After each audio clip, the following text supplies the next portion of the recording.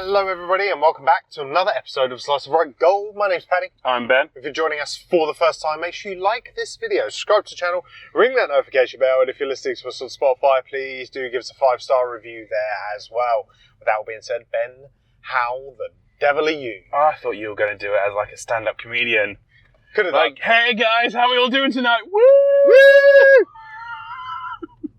Should have done it in a Liverpudlian accent. Yeah, all that.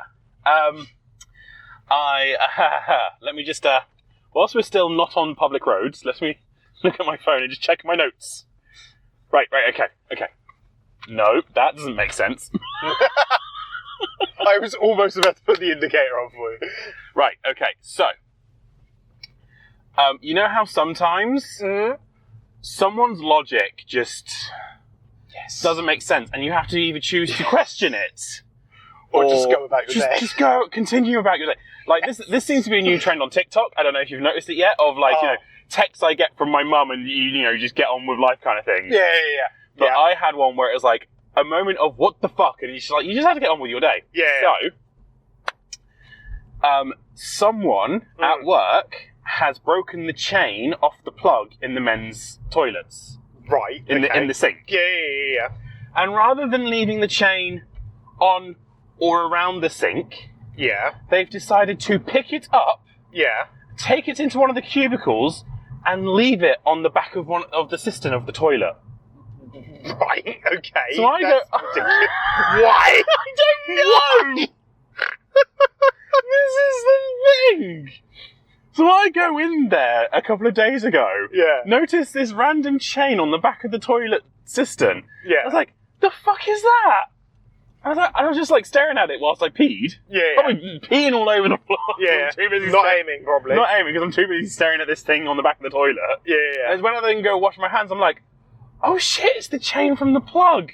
And I'm just like, why? Why? What's going on? Okay, yes, you've broken the chain off the plug. Fine, grand, fantastic. But why would you then pick it up and take it into the cubicle? Yeah. Is there roadworks? Potentially. Oh no. We'll see when we get up there if there's a sign that says road closed. Yes. So it was just kind of a, do I have the time or the energy to question this right now? Yeah. No is the answer. I need to get back to work. And the funny thing is that chain still there. No one's touched it. No one's moved it. And no one's questioned it. And I'm just like, what? Like, are we all in the Twilight Zone going, yes, that belongs there? This is his spot. This is his spot. And I'm so confused, Paddy. Yeah, I would be too. You know, I'd also be concerned that the cleaners haven't moved it. Yeah. Like, they haven't cleaned the top of the cistern. Yeah. Like. To be fair, she's been off sick. Oh, okay. So. It sounds about like she should be off sick if she's cleaned up. But yeah, do I eventually sort of bring it up? We're like, why? Why is it there? Do we have an answer? Office memo. And why in that cubicle? Why not the other one? Because the other cubicle is closer to the sink. Why did they take it from the sink to the furthest cubicle? Is that further away from the door then?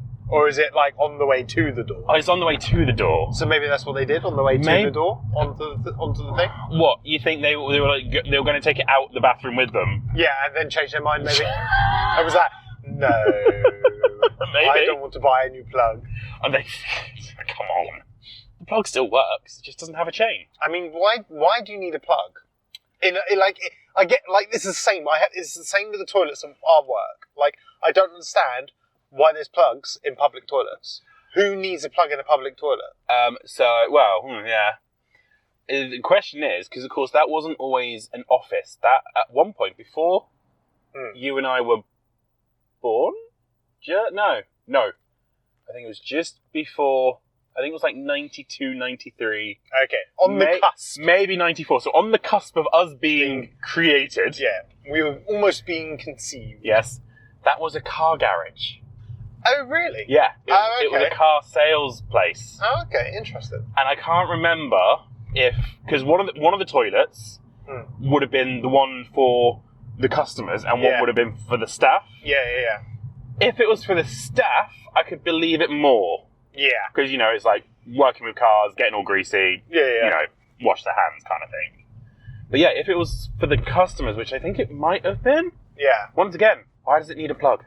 Well, I just don't like. I feel like a plug is a home sink thing for maybe shaving your face or and that's why it's there. A plug is there to fill the sink up with water. Yeah. Why are you filling the sink up with water in the public toilets? Yeah, exactly.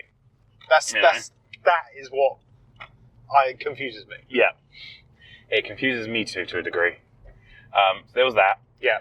Then also the other thing was, of course, I went to my first rehearsal the other weekend. Yes. And they all, the lady, she'd drawn little characters of each character, and she gave them all ours and everything. And of course, I made the joke with you already that she had pictured Bottom as a middle-aged balding man. I was like, oh, is she trying to say something? Yeah.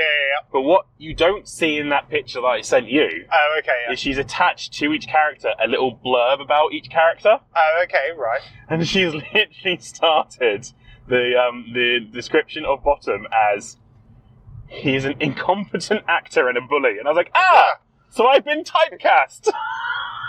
I'm glad you said it. I didn't actually do well in that audition. I did shockingly bad. And she's gone, perfect. Yep, he's him. He's our man. He doesn't even have to act because he's so shit at acting. Oh dear. I was like, oh wow, fuck me. Incompetent actor and balding. I'm just like, she's fucking seeing the future for me, isn't she? Yeah. But other than that, it's been quite a boring week. So we're already going to pass on to you, Paddy. Paddy, how you been? I've been fine, thank you, Ben. Mm-hmm. I've had a couple of bizarre occurrences happen at work recently. So on Monday, my bar manager's been on holiday, so on Monday I was doing all the bar maintenance jobs, the line cleaning, the stock takes and rotations and ordering and all this kind of beautiful stuff. Monday morning, I'm half asleep. It's been a really busy weekend. And we've obviously got the new part of the bar. And the new part has a patioed terraced garden area.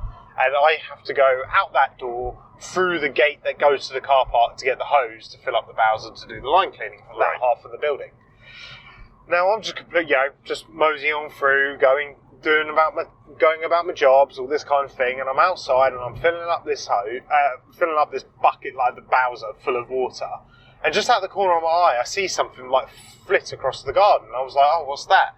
And I look, and there's a dead pigeon in the corner, okay, and there's feathers everywhere. Lovely. It looks quite fresh. Yeah. Okay. So I was like, cool. Cat's been in, kind of thing. Cat's had his breakfast. I will go and ask my colleague if she saw it and has forgotten to mention to kind of judge how long it's been there. And she's only been there about an hour and a half longer than I have. And she was like, well, it certainly wasn't there when the delivery men went through. Because they obviously had to go through. And I was like, oh, okay. Well, I'll check on the CCTV system because the owners have a cat. So if it's the owner's cat, I'll let them know that the cat's been doing it. Yeah. Just in case it gets ill or something, because I'm a nice guy. I'm going through the CCTV, and the next thing I know,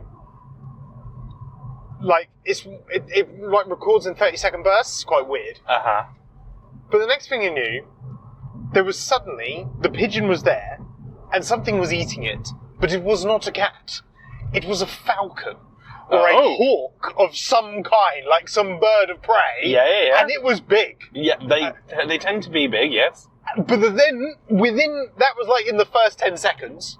And then in the next 10 seconds, I walk through the garden completely oblivious to the fact that this bird is having its breakfast. And I would then 10 seconds later walk back through on these bursts of things. And I walked past it 4 or 5 times, completely oblivious to the fact that this freaking bird was having its breakfast. I mean, I'm glad you said it. Well, but when you're just I know that I was tired, but Jesus, I must have been tired to not even notice that. So I did the honourable and good thing, like any manager would. I got the pot wash to clean it up. Of course you did. Shit runs downhill. But yeah, the other thing that happened to me was the Monday, and then Tuesday. So yesterday, as you probably are very well aware, the weather was horrendous yesterday. It was pissing cold. Yesterday, it's been horrendous for like 3-4 days on the trot. Yeah. I walked to... Monday wasn't that bad. I walked to my Friday drinks. Oh, yeah. When I left the house, it wasn't raining. I got halfway, and the heavens fucking opened up. I have not been dry since Friday night. Like, today is the first day I put that hoodie on this morning, and it wasn't damp. Damn. But then again, house with no heating. Yeah, I know. That's not surprising. But yeah, it's been horrendous for the last 3-4 days. I don't know what you're fucking talking about. Well, where I've been, it's not been too bad. Oh, no. Like, Friday and Saturday were pretty average.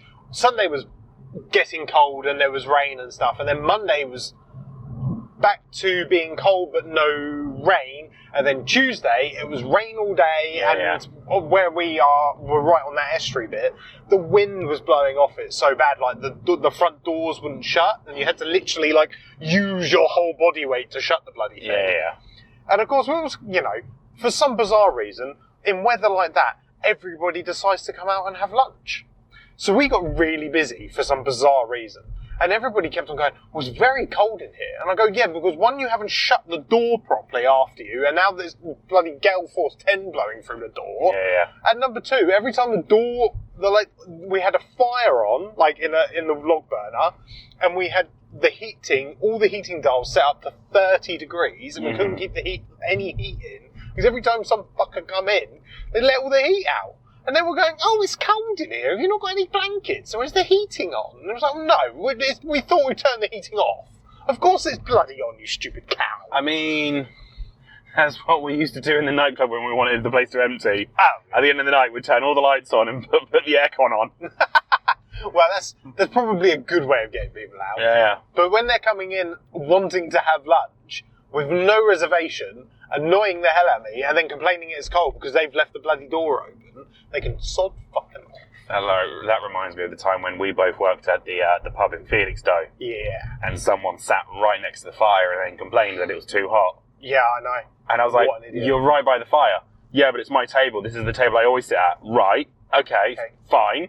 That's the table by the fire. Of course it's going to be hot. Yeah. Well, can't you turn it off? No. It's a real fire. It's not a gas fire. But it's too hot. Then move. But this is my table. Then fucking shut up. Get you and your autism out of my way. This is at a different table, man. I genuinely, there are people like that we get that in where I am now. If they can't sit at a certain table, they'll either leave, or if they've called to book and they say, oh, somebody's already requested that table, they say, okay, we'll leave it for another day. I mean, grow the fuck up. Yeah. It's a table. If you want to come and have lunch or dinner at our establishment because you like the food, you will come for the food, not because you want to sit on a specific table. Yeah, but like, we used to get that at the pub we both worked in. Yeah, I used to get that at the hotel I worked in Ipswich. Oh, really? In that one? Yeah, because the company themselves, they're a bit naughty because they called it Riverside or Quayside. Mm-hmm. And of course it wasn't, because it was a road back from the quay. Yes. But there was one room where if you sat... Oh, dear. And rabbit. But yeah, there was one room where if you sat with your face pressed up against the window, you could see the quayside. Yeah. And everyone would ring up and go, can I have the room where you can see the quay? I'm like, you can't really see the quay. Yeah. And it's already booked. Oh, but I wanted the room where you can see the quay. And it's like, you can't fucking see the quay. And just, people were just mental for it. And I was like, why? It's one of the smallest rooms. Yeah. You can, it's one of the noisiest rooms because it's right above the front door. So you've got all the taxis, all the cars, Why would you want that room? People are idiots. Like, personally, you want the room on the corner because that was the biggest room out of all of them. Yeah. Okay, you overlooked the car park, boo-hoo, but the room was so big, it was like V-shaped. Oh, okay, yeah. So, you literally came in, you had like the little living room area, and then the bedroom was like in the other V's. It was like that. It was huge, it was brilliant. Another rabbit. No one ever wanted that room. No. They wanted the room where they could squish their face up against the window. Yeah. And see the quayside. Fuck off. Easy just to book a hotel on the quayside. Yeah. Yeah, I completely lost my train of thought there. I'm not sure if anybody noticed that one or not. But yeah, I completely lost the train of thought. Hang on, let me check my notes. Blah, blah, blah. Whilst you're doing that, Yeah. of course, I'm going to bring up the whole thing because it's new out this Tuesday of the whole Friends menu, and as they're describing it, the adult Happy Meal. Oh, at McDonald's. At McDonald's. The chain restaurants are available. Other chain restaurants are available. Yeah. Now, I don't know about you, but I don't understand why people are going for this. Like, I get that Friends is a beloved franchise. Yeah.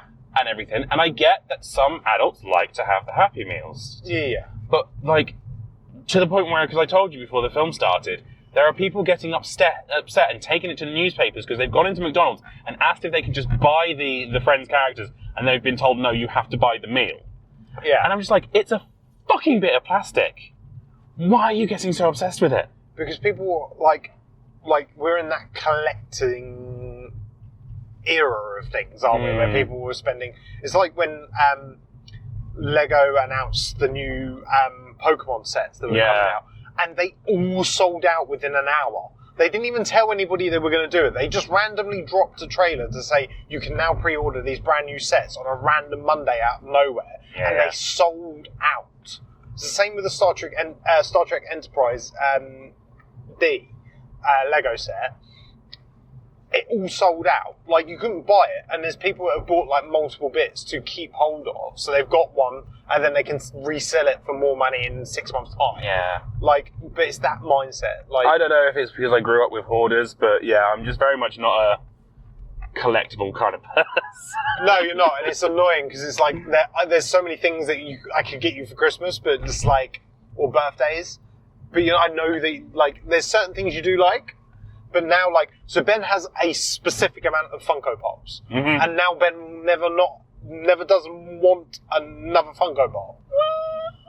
Well, you don't, and you do, Ben, because if you get another one, if it's part of a brand or a thing, you then will have to get other things. I will allow 3 more Funko Pops. Right. Okay. That is what I will allow. Oh, okay. Right. But is this completely different franchise? It's a franchise I don't have yet. Okay, right. There you go. So that's what I'm saying. So Ben's got a certain amount of franchises and number of Funko Pops, but if you got him, say, another Game of Thrones one... Which someone did. Which somebody did, he was infuriated. For weeks. For weeks. He's probably still infuriated now. Oh, the Game of Thrones Funko Pops have been exiled. So all the other Funko Pops... Don't laugh at me! This is serious shit! Oh my god. All the other Funko Pops are in my living room on top of the bookcase. Yeah. There's 3 per franchise, apart from the dragons. Yes. Because... They cross different franchises, but they're all dragons. So that's the matching pair or set. But because I now have 4 Game of Thrones, they have been exiled to the office upstairs. Because how dare they? Because this is the thing, is the whole point was, this was back when I lived in the flat underneath my parents' house. My mum was having knitting sessions. Like, she's gathering all her old ladies and they're coming around and knitting and blah, blah, blah, blah. One of the ladies had seen that I'd got these Funko Pops, wanted to thank me for letting them have the space and buy me one. Yeah. And I even said to my mum, I was like, right, here is one I will allow. I sent her a link on Amazon. So it was there. It was there. I was like, tell her to get me this one. This is the one I want. But no, because she had seen that I already had 3 Game of Thrones, and she knew, she was like, oh, so he likes Game of Thrones. I'll get him another. No. Disgusting. Disgusting! Appalling behaviour. Appalling behaviour. You've ruined my feng shui. Exactly! So the Game of Thrones ones have been exiled. Oh, I mean, it also is funny because, of course, Game of Thrones shot itself in the foot in the final season. So it's kind of like, too right, they got exiled. I know. You know what? I've never rewatched it. I've never rewatched an episode afterwards. There's only one person I know who's rewatched it. Oh, really? And that is my brother. And the only reason they did that was because it was the height of COVID, everything was locked down, and they had nothing better to do. Yeah. Even then, I watched something else. Yeah. I couldn't bring myself to do it. No. I will have to rewatch it, because the missus has only watched a couple of seasons, and she wants to watch it. And I know. And I will enjoy it all the way up to the final season, and then I'll say you can watch the final season by yourself. Well, no, you'll enjoy it up to season 6 because season 7 was also a bit. It had its moments. Season 7 had its moments. It has its moments, but that you can see the writing on the wall with season 7. Yeah. There was signs. There was a drop in quality. Yeah. And we should have known. we didn't want to believe. We were too innocent. We're like, no, season 8 will come out and it will save it. It will be the final season all seasons. Did he just flash it? No, maybe. I was just wondering if the thingy, because the A12 still closed. Is the A12 still closed? Maybe. But I'm doing 30. Yeah, I know you are. I'm just saying. I wasn't sure if that was his automatic headlights or if it's because he was out and about. Usually the guy's closer to the bridge. Yeah. And we're already over the bridge. But also, most recently, the last few times, he's been in Tattingstone. He has been. So... Yeah. So you've not been able to shout at him. Yeah. Welcome to Speedwatch. Right, well, I think we've diverted away from I don't know, I don't think so, but carry on. Anyway. But yeah, right, so we should probably talk film. Yes. So, we've just been to see Is This Thing On? Mm-hmm. The movie inspired by the life of John Bishop, a UK comedian. I mean, I would like to say this probably is very loosely based on his life. Yeah. I think they've taken bits and bobs. Yeah. But yeah, Ben, it's your turn to go first. Is it? Fuck! Yep. Right. It'll give my voice a rest for a minute. And then Your voice a rest? I just talked about Funko Pops! Yeah, I know. Right, okay. My opinion, didn't like this film. Really? Not at all? Of course, correct me if I'm wrong, but it was Bradley Cooper's directing debut. I think you are wrong. Okay, cool. I thought he directed A Star Is Born. I thought he just starred in that. I thought he directed it as well. Anyway, he obviously has a style, and one of the things in said style is where he likes to have like realism in the scenes where you have people talking over people. Yeah. Great, fantastic. It gives you a real sense of realism. It takes me out of films. I find it quite jarring. Oh, okay, interesting. So, like, yeah, I don't like it.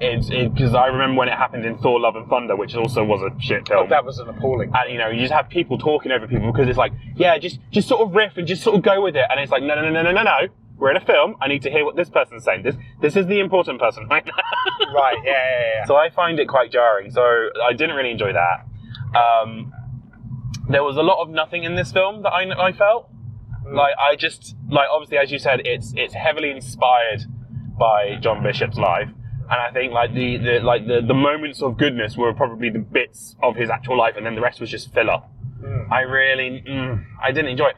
Also, why, if it's going to be inspired on John Bishop's life, I do not understand why it was set in America with an American cast. Put it in fucking Liverpool, for God fucking sakes. Like, I think it's probably just because Bradley Cooper wanted to be in it and he can't do a Scouse accent. Maybe. So he's gone, right, let's set it in America kind of thing. And I also feel like all of Bradley Cooper's scenes were improvised. And once again, going back to Thor: Love and Thunder, where it was like, it didn't quite work, this didn't quite work for me either. Okay. Because improvisation can work and it can be beautiful. Cough, cough, Brooklyn Nine-Nine. But what Brooklyn Nine-Nine used to do is they would actually have lines for that scene. Yep. They would film it. They would film the scene as per written by the producers, by the creators, blah, blah, blah. Yeah. And then they would refilm it and let the actors riff. Yeah. Then they would splice the best bits together. Yeah. Whereas this one, I feel like they've just gone, and Bradley Cooper's going to improvise now. Yeah. And it just turns into waffle. And you just have people just sitting there going, yeah. Which, of course, improvisation is all about yes and, but, like, my God, come on. Be professional. Yeah. And so I do not recommend this film, is my point on this. Didn't enjoy it. I felt like, because it was not a long film. It was 2 hours. Oh, right, it felt like 3 to me. It dragged. It was just so slow, and it wasn't...